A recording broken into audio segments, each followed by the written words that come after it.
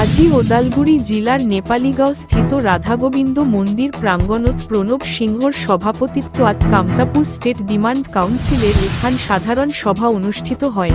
উক্ত সভাতে জয়ন্তী সিংহক গড়ে আনি আৰু জিনা ৰাজবংশীক মাৰে আনি হিসাবে নিয়া ওদালগুৰি জিলা কামতাপুর ষ্টেট ডিমান্ড কাউন্সিলের অন্তর্গত পূর্ণাঙ্গ 11 জনীয়া বেশিমারি ব্লক কাউন্সিল খান গঠন করা হয়। এই বিষয়ে আগ বাড়াইলং কামতাপুর এক্সপ্রেসের এক বিশেষ প্রতিবেদন।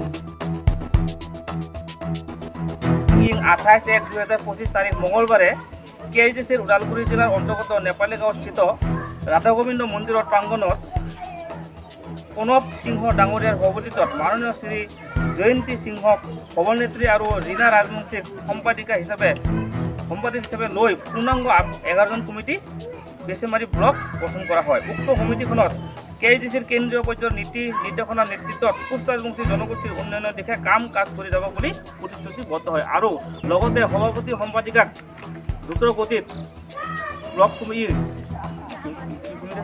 আপোনালোকে আঞ্চলিক কমিটি বা বুথ কমিটিখন সোনকালে গঠন কৰিবৰ কাৰণে অনুৰোধ জনোৱা হ'ল।